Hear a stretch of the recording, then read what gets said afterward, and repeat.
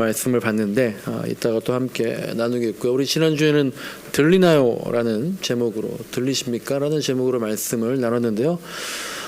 이제 다음 주면 성탄절인데 예수님이 오신 날인데요. 왜 오셨는지, 그리고 무엇 하려고 오셨다는 건지, 예수님의 진심이 우리 교회에 들리는지 여러분께 여쭤봤고요. 자꾸 이제 예수님께서 바리새인들을 도발하셨죠.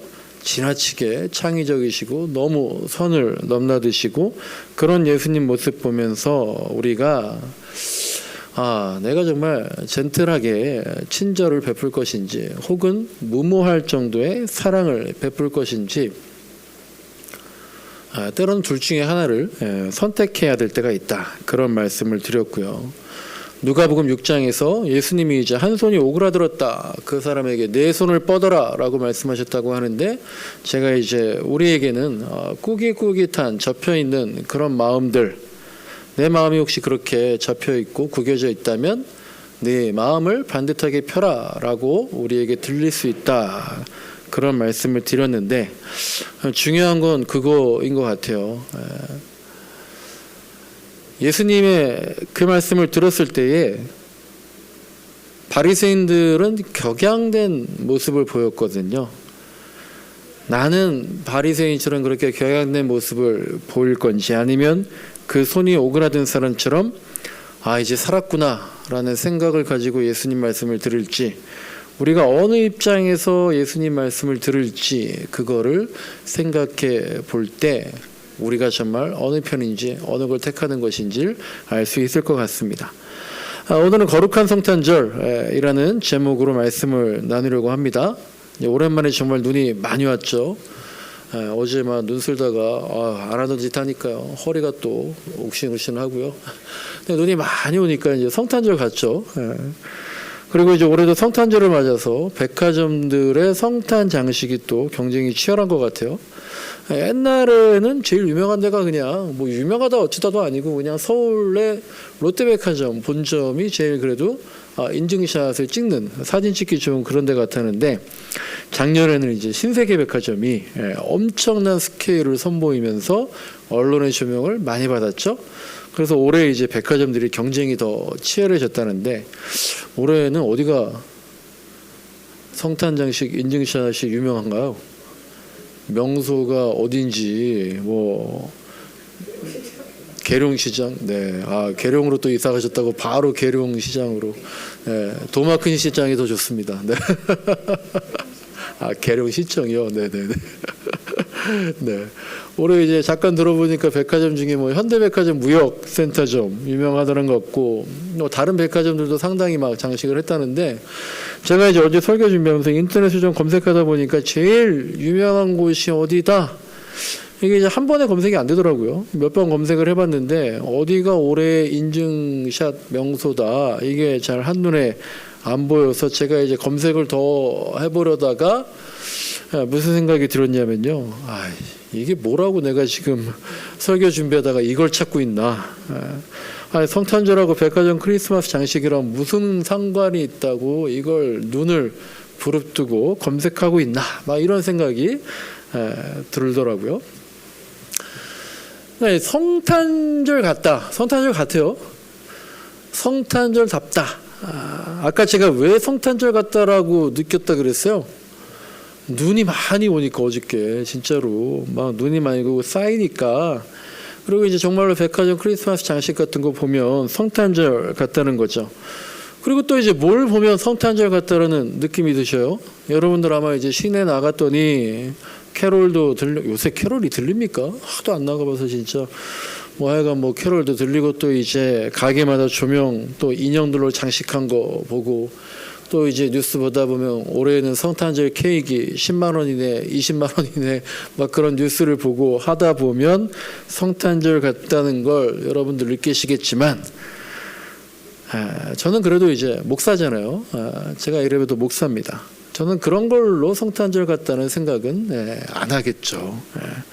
적어도 이제 말씀 보면서 이게 성탄절 말씀이구나. 특히 레위기 말씀 보니까 성탄절 같다는 걸 느끼게 되죠. 농담인데 아무도 웃질 않으셔서 정말 저한테 그런 걸 기대하고 계시는군요. 우리 한 달에 한 번 정도는요, 제가 우리 2년일도 바이블 토크 때 공부했던 본문으로 설교를 해보려고 하는데, 마침 지난주에 레이기 말씀 보면서 특히 이제 오늘 같이 읽으신 19장 말씀 보니까요, 이게 정말 성탄절의 정신이구나라는 생각이 들더라고요. 오늘 이제 읽은 레이기 19장 말씀은 주제가 거룩이에요. 거룩으로 굉장히 유명한 본문인데요. 만약에 누가 여러분에게 거룩이 뭐야? 거룩한 게 뭐냐? 라고 물어보신다면요, 레위기 19장 보라고 말씀하시면 성경을 좀 많이 알고 정말 여기에 거룩을 찾아볼 수 있는 겁니다. 그래서 읽어봤더니 거룩이 뭡니까? 거룩이 영어로 이제 홀리니스죠. 홀리하다. 우리가 홀리하다, 거룩하다 이런 말을 쓰잖아요. 그런데 거룩을 이렇게 말할 때, 홀리하다, 거룩하다 그렇게 말할 때는 우리가 어떤 느낌이 듭니까? 보통 거룩하다 그러면 좀 신비롭고 영광스럽고 좀 성결하고 정결하고 어떤 영적인 그런 느낌이 들고 그러잖아요. 그런데 이 거룩이라는 말은 히브리어로 카도시라는 단어인데요.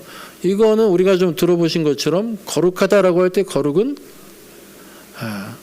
구별된다, 차이가 있다, 좀 분리되어 있다, 다르다, 이런 뜻이 바로 거룩이란 뜻이라는 말이에요. 그래서 이제 오늘 우리가 읽은 레위기 19장 2절 말씀 보시면요, 19장 2절 거룩의 어떤 정말 가장 유명한 말씀이죠. 너희는 거룩하라, 내가 거룩하다, 그러니까 너희도 거룩해라 라는 말을 거룩이란 뜻에 맞춰서 풀어서 보면은요, 너희는 거룩해라 이 말은 너희는 구별되라, 너희는 분별되게 살아라, 너희는 차이가 나게 다르게 살아라, 내가 그러니까 너희도 거룩해라, 너희도 그렇게 다르게 살아라 라고 하는 말씀이거든요. 출애굽기 레위기 쭉 보면은요, 성막 얘기가 많이 나오는데요, 내가 거룩하니까 성막을 지어라, 거룩한 성전을 건축해라, 내가 거룩하니까 제사를 드려라, 날마다 양과 소나 염소로 번제를 드리고, 내가 거룩하니까 분향단에다가 향을 계속 피우고 등잔대의 촛불은 꺼지지 않도록 해라, 내가 거룩하니까 이 앞에 있는 물두멍을 만들어 놓고 늘 거기서 손을 씻고 몸을 씻으면서 너희를 정결하게 해라 라고 말씀하지 않으셨거든요. 이 말씀이 출애굽기 레위기에 계속 나오는데요, 이런 것들은 우리가 하나님 만나고 예배할 때 당연히 갖춰야 할 필요한 것들이지만, 하나님께서 이것들을 명하실 때 내가 거룩하니까 너희 그렇게 해라, 내 거룩함을 지키기 위해서 너희 그렇게 해야 된다 라고 하신 게 아니라는 거죠. 하나님이 거룩에 대해서 말씀하실 때 나를 거룩하게 너희가 지키기 위해서 너희는 이렇게 경배해야 된다, 이렇게 예배드려야 된다, 어떤 자세로 예배드려야 된다, 어디서 예배드려야 된다, 어떤 말을 쓰면서 기도해야 된다, 이런 걸 말씀하신 게 아니라 오늘 본문 보니까요, 너희는 거룩해라, 구별되라, 다르게 살아라 라고 하면서 너희가 거룩하다면 주변에 다른 사람들한테 신경을 써야 된다라고 말씀하시는 거예요. 그래서 제가 이제 갑자기 생각이 난 게, 교회가 많잖아요. 그런데 그 교회들 이름들 보면 교회 이름에 거룩이란 단어가 들어간 교회들이 있어요. 뭐 거룩한 빛 무슨 교회, 거룩한 무슨 교회, 무슨 거룩한 교회. 이런 교회들의 이름을 들으면 우리가 이제 어떤 떠오르는 이미지가 있잖아요. 근데 이제 그런 거 볼 때 아까 말씀드린 것처럼 약간 신령하고 영적인 어떤 영광스러운 그런 걸 떠오르죠. 만약 우리 교회 이름이 동행 거룩교회다, 뭐 거룩한 동행교회다, 그렇다면 어떤 이미지가 떠오를까요? 사람들한테 저 교회가 되게 하나님을 많이 생각하는 것 같구나, 신령한 교회구나, 거룩 동행교회, 동행 거룩교회, 하나님과 동행하려는, 거룩하게 동행하려는 교회구나, 이런 느낌이 들 수도 있겠죠. 맞아요. 하나님과 동행하는 게 거룩한 거죠. 그런데 그 하나님과 동행한다라는 게 어떤 뜻이냐, 어떤 의미냐, 거룩이라는 게 실제적으로 어떤 행동이냐? 그것이 바로 오늘 우리가 읽은 본문에 나와 있다라는 겁니다. 오늘 본문에서 어떤 말씀을 하셨는가? 거룩이 뭐냐라는 걸 보니까요. 제일 먼저 나오는 말씀이 3절에 보니까 뭐라고 되어 있습니까? 부모를 공경하라는 거예요. 이게 거룩이다라는 거죠. 이게 너무 이제 찔리고 저도 부끄러운데 제가 거룩하게 살겠다고 하나님께 모든 걸 바치겠습니다. 그러면서 이제 목사까지 하며 살고 있는데 그런데 이제 부모님도 잘 못 모시고 또 교회 일한다고 맨날 뭐 온갖 바쁜 척은 다 하면서 가정에도 성실하지 못한데 그래도 하나님 저는 하나님께는 그나마 거룩하게 살고 있으라고 생각했는데 하나님은 떡하니 말씀하시는 게 너희는 거룩해라. 그러니까 너희는 부모를 경외하라는 거예요. 그런데 그리고 또 이제 어떤 말씀이 나오나요? 안식일을 지키라는 겁니다. 지난주에도 말씀드렸지만요. 안식일을 지킨다는 게요. 이렇게 중요한 거예요.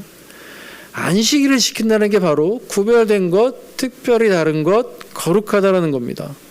그런데 그 안식일을 지킨다는 게요. 그냥 뜬구름 잡는 그런 말이 아니라 또 지난주에 말씀드린 것처럼 멍하니 그냥 쉬는 게 아니라요. 하나님을 믿고 잠시 뭐 하라는 거예요? 일손을 놓으라는 거예요. 그래서 아까 막 그런 말씀 나오잖아요. 과일을 먹을 때 둘째, 셋째, 넷째까지는 먹지 말고 다섯째부터 먹어라. 그래도 하나님이 책임지신다라는 거잖아요. 하나님 믿고 잠시 일손을 놓는 것. 이 나라는 쉬어도, 이 나라는 안식해도 하나님 뭐라 그러시는 거예요? 내가 너희를 책임져 주겠다라는 겁니다. 내가 너희를 책임져 주겠다. 그러니까 거룩하라는 거예요. 내 손을 놓으라는 겁니다. 그리고 이제 9절과 10절을 보시면요. 또 되게 생뚱맞아 보이는 거룩의 의미가 나오죠. 너희가 추수할 때에는 밭 구석구석까지 싹 다 거두지 말고 좀 남겨놔라 라는 겁니다. 그리고 추수하고 나서 떨어져 남은 이 싹들도 아이고 저기 막 떨어져 있네. 싹 그렇게 너무 싹을 다 줍지 말고 그냥 남겨두라라는 거죠. 왜 그런 거예요? 가난한 사람들이 걷어갈 수 있도록 배려하라는 거잖아요. 이게 거룩이다라는 겁니다. 이게 사실 근데 내가 열심히 일한 거, 그 일한 만큼 챙기는 게 당연하죠. 그런데 거룩이란 것은요, 뭐라는 거예요? 남들이 다 당연하게 생각하는 것에부터 구별되게 다르게 하는 게 거룩이다라는 거예요. 좀 더 넉넉하라는 겁니다. 다 그런 말씀이에요. 13절 말씀 보니까요. 너는 이웃을 억누르거나 남의 것, 이웃의 것 뺏으면 안 된다라는 거예요. 근데 그 뺏지 말라는 게 어떤 의미가 있냐면 네가 만약 품꾼을 쓰게 되면 직원을 쓰게 되면 그가 받을 품값을 월급을 다음날 아침까지 밤새 가지고 있어서는 안 된다. 그게 거룩이다라는 거예요. 내가 거룩하니까 너희도 그렇게 거룩하라는 겁니다. 지금 이스라엘 백성들, 내가 이스라엘 백성이에요. 그럼 이 말씀들이 되게 너무 마음에 와닿아요. 왜냐하면 지금 광야에 있는 거잖아요. 출애굽하고. 근데 애굽에서 맨날 당해왔던 게 이런 거거든요. 착취당하고 억압당하고 이게 뭐예요? 한 만큼 못 받고 제대로 대접 못 받고 뺏기고 받을 돈을 제때 못 받고 이스라엘 백성들이 그래 왔다라는 거죠. 그러니까 제가 뭐 사실 잘 몰라서 감히 말씀드리기가 좀 조심스럽지만 우리나라 외국인 노동자들이 아직도 이렇게 착취당하고 억압당하는 외국인 노동자가 아직도 있지 않겠어요? 그러니까 이스라엘 백성들에게 하나님께서 너희도 외국인 노동자였다. 그때 너희도 불평등한 대접받지 않았냐? 그러니까 이제 너희가 새 나라를 만들면 너희는 그러지 말아라. 그게 거룩이다. 하나님께서 그러시는 겁니다. 고용주라면 갑질하지 말라는 거잖아요. 최근에 또 이제 배우들 막 이범수라는 배우가 학교에서 학생들 가르치다가 제자들에게 이제 갑질을 했다. 그 진실공방 논란이 있고 또 이제 배우 이승기 씨도 소속사 사장이 18년 동안 한 번도 이승기한테 음원 정산 안 해주고 너는 마이너스 가수야 그렇게 막 가스라이팅 하는 식으로 갑질을 했다잖아요. 그러니까 물론 이제 그게 모르고 그랬을 수도 있죠. 또 관행대로 우리가 사회가 너무 급변하다 보니까 옛날에 해왔던 게 갑질이 될 수도 있는 그런 것도 있겠지만, 그런데 그런 게 아니라면 그렇게 하지 말라는 거예요. 그건 거룩하지 않은 거다라고 말씀하고 있는 거죠. 또 14절 말씀 보니까요, 우리 마음도 하나님 두려운 줄 알아야 한다라고 합니다. 하나님 두려운 줄 아는 것, 두려울 줄 아는 것, 하나님을 두려워하는 것, 하나님을 경외하는 것, 그게 바로 거룩이다라는 건데요. 그걸 근데 성경에서는 하나님을 경외해라, 하나님 두려워할 줄 알아라, 이거를 어떻게 표현했냐면 뭐라고 나와 있어요? 듣지 못하는 사람을 저주하지 말아라. 하나님 두려워해라. 안 들린다고 험담하거나 악담하지 말라는 거예요. 그리고 또 뭐라고 나와 있어요? 눈먼 사람 앞에서 걸려 넘어질 만한 것을 놔두지 말라는 거예요. 어떻게 처신하나 보자, 시험하지 말라는 거예요. 어디 한번 두고 보자 라는 마음을 갖지 말라는 거예요. 그게 바로 하나님을 두려워할 줄 아는 사람, 하나님 무섭기 때문에 내가 그렇게 못하지, 그게 바로 개역개정 성경에서는 그게 바로 하나님을 경외하는 거다라고 기록이 되어 있고요. 그게 바로 거룩이다라는 겁니다. 계속해서도 18절 말씀 보시면요, 이런 말씀이 있죠. 재판할 때에는 공정하게 해라 라고 하시면서, 공정이라는 게 뭐냐, 가난한 사람이라고 해서 두둔하지 말고 세력이 있는 사람이라고 해서 편들지 말아라, 오직 공정해라, 그렇게 말씀하고 있습니다. 이게 뭐라는 거예요? 거룩이다라는 겁니다. 이제 해마다 교수신문이라는 언론에서 올해 사자성어를 투표로 결정하면 뉴스에 나오잖아요. 올해 2022년의 사자성어로 과이불개라는 단어가, 이 사자성어가 뽑혔다 그래요. 과이불개, 잘못을 했는데 고치지 않는다라는 거예요. 원래 이 사자성어가 과이불개, 시위, 과위라고 해서요, 잘못을 해도 고치지 않는 것, 그게 잘못이다 라는 뜻이랍니다. 그게 2022년 올해의 사자성어래요. 어떤 글을 보니까요, 이런 예화가 있었는데요, 한번 잘 들어보세요. 한 아버지가 6살짜리 자기 아이를 태우고, 6살 아이를 태우고요, 차를 타고 가는데 이제 노란색 신호가 막 빨간색으로 바뀌었다라는 거죠. 근데 무시하고 이제 사거리를 그냥 차를 몰고 갔다가 건너편에 있는 경찰한테 이제 단속이 됐답니다. 근데 아버지가 이제 운전면허증을 건네면서, 옛날 얘기죠, 운전면허증 밑에다가 10,000원짜리 몇 장을 이렇게 건네줬대요.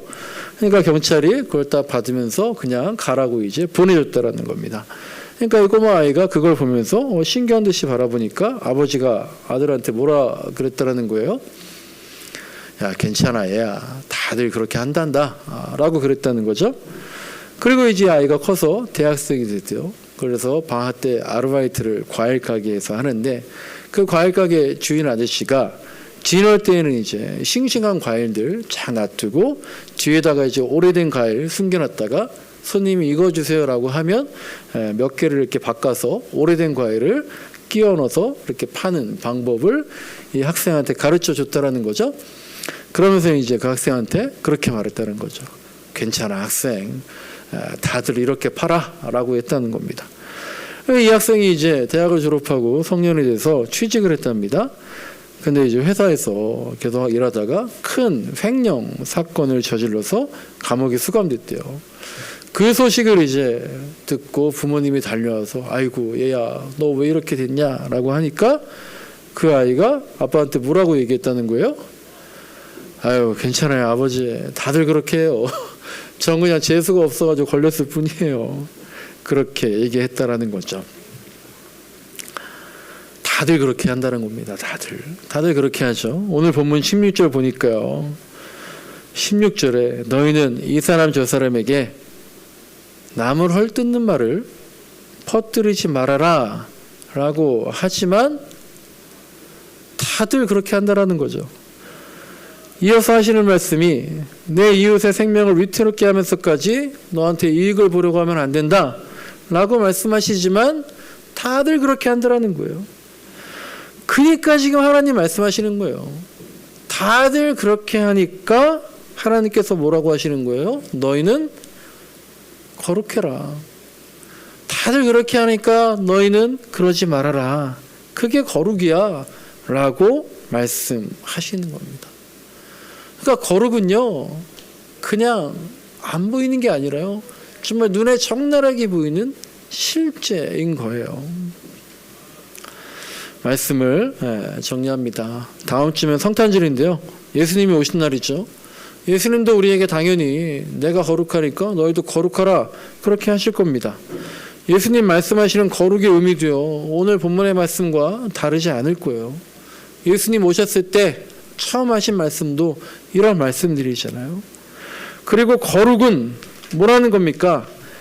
남들은 다들 이 시대는 다들 그렇게 하더라도 우리는 구별되게 우리 그리스도인들은 다르게 교회는 달라야 하잖아요 라고 하는 것을 바로 거룩이다 라고 하는 겁니다. 월드컵이 이제 오늘 끝날 텐데 손흥민 선수가 이번 월드컵에서 또 되게 이제 큰 칭찬을 받았죠. 포르투갈 경기에서 정말 저도 보면서 되게 놀라는데 그 70m 넘게 달려가면서 어시스트를 했잖아요. 제가 이제 이번 설교 준비하면서 우리 일상에서의 거룩은 어떤 의미일까 생각하면서 모르겠어요. 그 장면이 자꾸 떠오른 거예요. 손흥민이 수술한 뼈가 붓기도 전에 그래서 뛸 때마다 얼굴에 충격이 가면 뼈가 되게 흔들릴 텐데 마스크를 주워 올리면서 그렇게 열심히 70m 질주한 장면이 그게 거룩인 것 같아요. 다른 선수들과 달라요. 우리가 거룩하다라고 할 때 내 일상에서 나는 얼마나 거룩할까? 성탄절을 거룩하게 우리가 그렇게 거룩한 성탄절 그래서 정말 성탄절 같다. 성탄절답다라는 말이 눈이 많이 오니까 성탄절 같아. 와, 백화점 장식이 너무 화려하고 예뻐서 성탄절 같아. 그런 게 아니라 하나님의 정신, 예수님의 탄생의 정신 그런 게 실제로 이루어져 가는 걸 보니까 거룩이 실제가 되는 걸 보니까 예수님이 오신 것 같아. 성탄절 같아. 이런 고백이 우리한테 있었으면 좋겠습니다. 일상에서 그런 거예요. 제가 어제 눈이 많이 쌓여가지고 눈이 그치자마자요 동네가 참 신기해요. 눈이 그치니까 정말 한 분 한 분 다 집 밖으로 나오셔가지고 특히 나이 드신 분들이 다 나오셔서 눈을 쓰시는 거예요. 그래서 저도 이제 설교 쓰다 말고 일단 눈부터 쓸어야겠다. 저 교회는 뭐 하나 그렇게 생각하지 않을까? 라고 생각해서 눈을 쓸었는데요. 정말 눈을 딱 다 쓸고 나니까 다시 눈이 오는 거예요. 하늘을 보면서 참 거룩하다라는 생각이 들더라고요. 네, 메리 크리스마스도 좋은데요. 우리 일상에서 내 마음에서 구별된 모습 다들 그렇게 하니까 우리는 다르게 그런 거룩한 성탄절 느끼고 살아가는 저와 여러분 되시길 간절히 소망합니다.